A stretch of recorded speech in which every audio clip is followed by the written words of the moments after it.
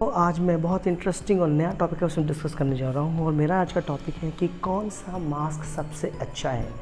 ठीक है, तो हम लोग मार्केट में देख रहे हैं तरह तरह के मास्क आ गए हैं, इवन फेस शील्ड आ गया है और इसको लेके एक बहुत ही इंटरेस्टिंग खुलासा मैं करूँगा। देखते हैं आप लोग उसको समझ पाते हैं कि नहीं पाते हैं, बट जो भी है बहुत इंटरेस्टिंग होने वाला है।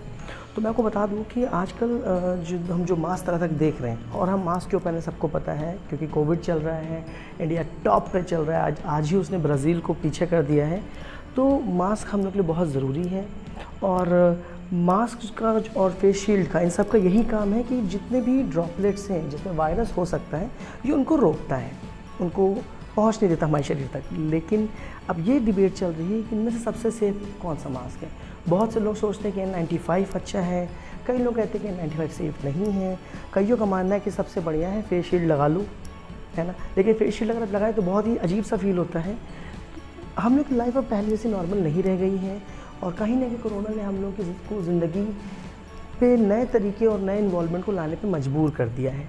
तो अब ये देखना है कि क्या टिपिकल जो कपड़े वाला मास्क है वो अच्छा है या वॉल वाला N95 जिसको बहुत ही ज़्यादा शोर शराबे के साथ लॉन्च किया गया था, क्या ये मास्क अच्छा है या फिर फेस शील्ड सबसे अच्छा है।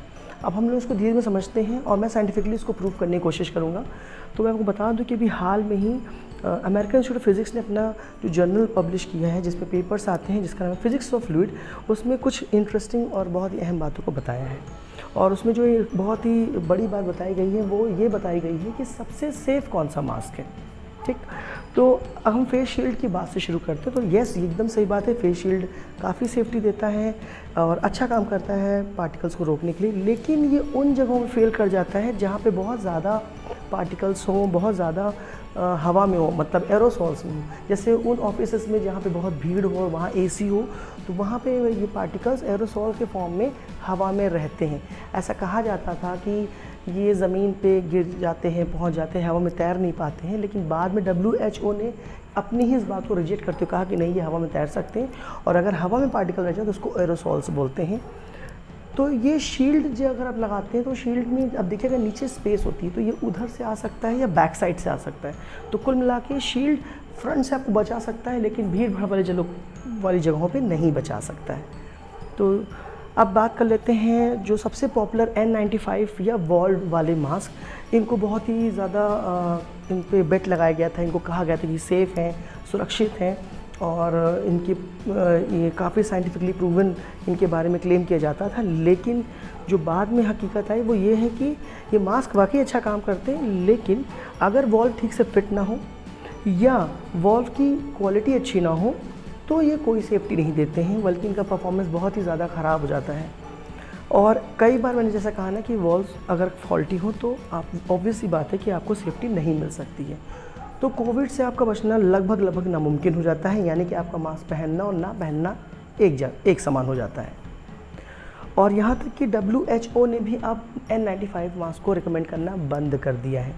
ICMR, Indian council for medical research, इसने भी N95 मास्क को लेकर क्वेश्चन पुटअप किया था। अब हम बात कर लेते हैं कि प्रॉब्लम कहाँ है। तो जो पहली प्रॉब्लम है वो ये है कि क्या ये मास्क किसी भी तरह के, क्या ये हमको वाकई वायरस से बचा सकते हैं कि नहीं। तो पहले तो बता दें कि मास्क कहीं ना कहीं फ़िल्टर का काम करते हैं उन ड्रॉपलेट्स को हमारे फेस तक या शरीर तक पहुंचने से रोकने के लिए। जैसा कि आप जानते हैं कि हमें आँख, नाक, मुंह को, हमारे जो सेंसरी ऑर्गन्स हैं उनके तक ये वायरस के कण को बचाना है, तो ये उसमें काम बेशक करते हैं। लेकिन अगर उन माइक्रोन्स, मतलब कि जो वायरस के जो कण हैं, अगर वो 10 माइक्रोन से छोटे हैं तो कोई भी मास्क आपको नहीं बचा सकता है, ना ही फेस शील्ड आपको बचा सकता है। इस चीज़ को बहुत ही ध्यान रखिएगा।